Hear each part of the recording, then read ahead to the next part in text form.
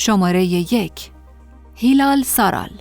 هیلال سارال کارگردان مشهور ترک در 1 ژانویه سال 1971 در استانبول ترکیه به دنیا اومده. هیلال در سال 2008 با کارگردانی سریال عشق ممنوع به شهرت رسید تا جایی که در سال 2009 با این سریال در جشنواره پروانه طلایی جایزه بهترین سریال درام رو دریافت کرد و بعد از اون هم با کارگردانی سریال کارا سفدا اولین و تنها کارگردان زن ترکی لقب گرفت که برنده جایزه بین‌المللی امی شد و به این صورت در خارج از ترکیه هم شناخته شد. از سریال‌های معروف دیگه این کارگردان سرشناس میشه به سعید و شورا، کوزی گونی و فاطمه گل اشاره کرد. شماره 2. زینب گونایتان. این کارگردان در 7 سپتامبر سال 1975 در گونن ترکیه متولد شده. اون از دوران دبیرستان متوجه علاقه خودش به سینما و تلویزیون شد و در نتیجه به یادگیری تئاتر مشغول شد.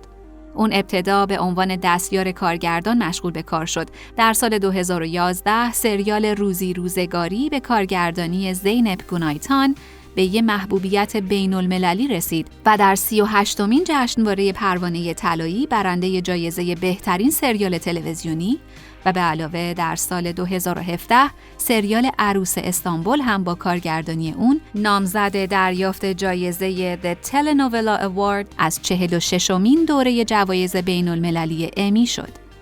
از دیگر سریال‌های معروفی که زینب گونایتان کارگردانی کرده میشه به کلوب و ماه پیکر اشاره کرد. شماره 3. جم کارجی. جم کارجی در ژانویه سال 1982 در قازیانتپ ترکیه به دنیا اومده. اون از سال 2002 به عنوان دستیار کارگردان در بسیاری از کارهای مشهور حضور پیدا کرد و در سال 2006 بود که به عنوان کارگردان مشغول به کار شد. از سریال‌های معروفی که اون به عنوان کارگردان در اونا فعالیت داشته میشه به کارادایی، دروغگوهای کوچک شیرین، مروارید سیاه، گلپری، هرجایی، اتاق قرمز و اول و آخر اشاره کرد.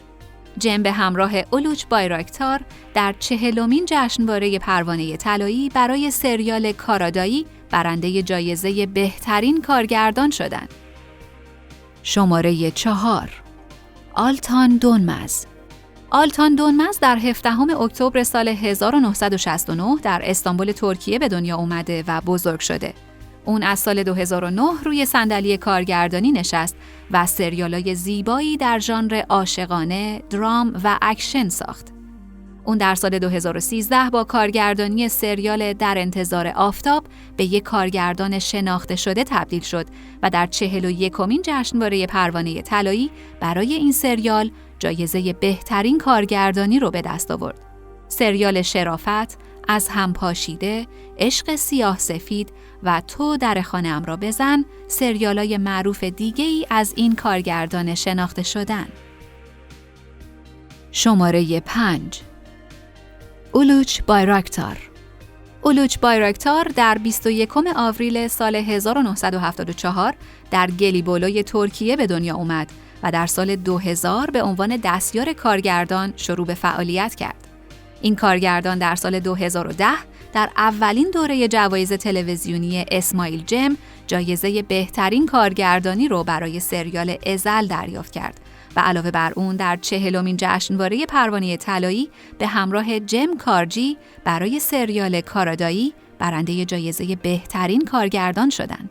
از سریال‌های معروف دیگه این کارگردان میشه به بابیل، تصادف، نفوذی و منکشه و خلیل اشاره کرد. شماره 6. سینان اوزتورک.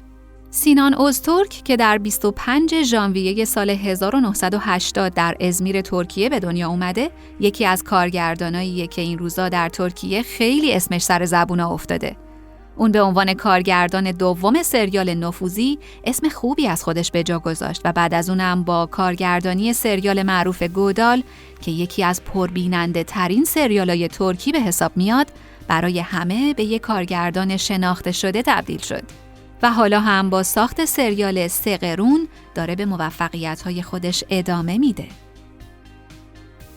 خب بگین ببینم نظرتون راجع به این ویدیو چیه؟ به نظرتون کدوم یکی از این کارگردانا در کار خودش موفق تر بوده؟ نظراتتون رو برای ما بنویسین و این ویدیو رو لایک کنین و عضویت در کانال ما رو هم فراموش نکنین.